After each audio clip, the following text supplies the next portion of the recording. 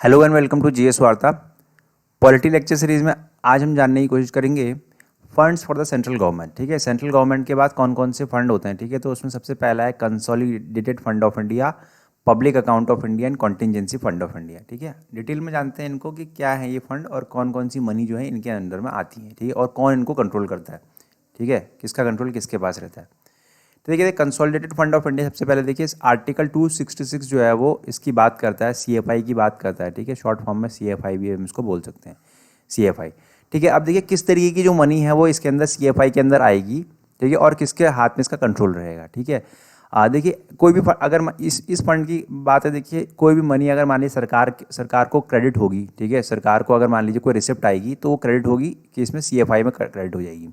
ठीक है, अगर मान लीजिए सरकार को कोई पेमेंट करनी होगी तो वो कहाँ से हो जाएगी, वो हो जाएगी डेबिट हो जाएगी। वो क्या है कि डेबिट में अकाउंट किया जाएगा उसको। ठीक है, पेमेंट जो देना है डेबिट में अकाउंट होगा। ठीक है, अब जैसे मान लीजिए सरकार को का कोई रेवेन्यू आ रहा है कहीं से। ठीक है, सरकार का अगर राजस्व आ रहा है कहीं से। ठीक है, तो किसके अंदर में आएगा, वो इसके अंदर में आएगा। ठीक है, जितने भी रेवेन्यूज़ आ रहे हैं सरकार गवर्नमेंट ऑफ इंडिया के। ठीक है, इसमें रिसीव किए जाएंगे।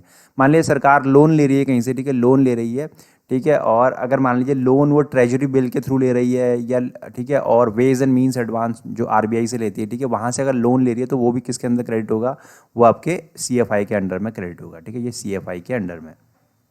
ठीक है, उसके बाद देखिए क्या है, अगर सरकार ने मान लीजिए किसी किसी को लोन दिया था और वो रिपेमेंट कर रहा है, अगर वो ठीक है वो इंस्टीट्यूशन या कोई बंदा जो है, अगर मान बंदे को तो नहीं करते लेकिन रिपेमेंट कर रहा है, किसी लोन का रिपेमेंट हो रहा है, तो वो भी कहाँ क्रेडिट होगा, वो आपका सीएफआई के अंदर में आएगा। ठीक है, आई आप बात समझ में, आपको रेवेन्यूज़ होंगे और लोन्स होंगे और लोन के रिपेमेंट जो होंगे इसके अंदर जाएंगे। ठीक है, अच्छा कोई भी लीगली ऑथराइज पेमेंट होगी सरकार की तरफ से, वो किसके अंडर में होगी, सीएफआई के अंडर से होगी। ठीक है, सीएफआई से आएगी वो। ठीक है, कोई भी अगर लीगली ऑथराइज पेमेंट है तो।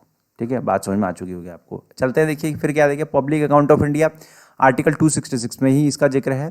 ठीक है, अब देखिए कोई भी मनी जो सीएफआई के अंडर में नहीं है, जितनी सरकार की गवर्नमेंट की जो मनी जो सीएफआई के अंडर में नहीं आ रही है, वो किसके अंदर क्रेडिट होगी, वो आपकी पब्लिक अकाउंट ऑफ इंडिया के अंदर आएगी, पब्लिक अकाउंट ऑफ इंडिया के अंदर क्रेडिट होगी। ठीक है, अच्छा उसके बाद देखिए किस तरीके के जो मनी है वो इसके अंदर क्रेडिट होगी। जैसे फंड डिपॉजिट्स होते हैं, जुडिशियल डिपॉजिट हैं, रेमिटेंसेज आ रहे हैं। ठीक है, अगर फॉरेन कंट्रीज से। ठीक है, उस तरीके की जो मनी होगी ये किसके अंदर आएगी, पब्लिक अकाउंट ऑफ इंडिया के अंदर। जो भी सीएफआई के अंडर में नहीं बचा हुआ मनी है वो कहाँ आएगा, इसके अंदर पब्लिक अकाउंट ऑफ इंडिया के अंदर आएगा। ठीक है, सीएफआई को छोड़कर।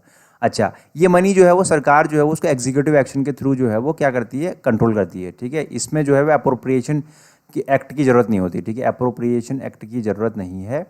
ठीक है, ये क्या सरकार एग्जीक्यूटिव एक्शन के थ्रू इसको कंट्रोल करती है। ठीक है, अच्छा ये बता दिया आपको। फिर देखिएगा क्या है, कंटिजेंसी फंड ऑफ इंडिया, जिसका जिक्र कहाँ किया गया, आर्टिकल 267 में किया गया। अब देखिए ये किसके कंट्रोल में है और किस वजह से रखा गया है इस कंटिजेंसी फंडों में। जैसे नाम में लिखा है कंटिजेंसी, कंटिजेंसी मतलब किसी ऐसे समय के लिए जहाँ पर जो है हमको कह सकते हैं इमरजेंसी के टाइम पर ज़रूरत पड़ जाए। ठीक है, इमरजेंसी मतलब कि जैसे कोई ऐसी आकस्मिक स्थिति बन जाए जहाँ पर सरकार को जो है वो रेवेन्यू मतलब पैसों की ज़रूरत पड़े, तो वहाँ पर इसको रखा गया है किसी आकस्मिक स्थिति के लिए। ठीक है, ऐसे खर्चे जो कि यह अनफॉर्चुनेट जो जिसका हमें क्या है, हम इसको सोच नहीं सकते ऐसे खर्चे कभी अचानक आ जाए, जैसे हमें कोरोना के टाइम पर ज़रूरत पड़ गई। ठीक है, उस तरीके के। तो ये किसके पास होता है, ये अपने प्रेसिडेंट के कंट्रोल में होते हैं। और इसको कौन हैंडल करता है, इसको हैंडल करता है फाइनेंस सेक्रेटरी हैंडल करता है ऑन बिहाफ ऑफ प्रेसिडेंट।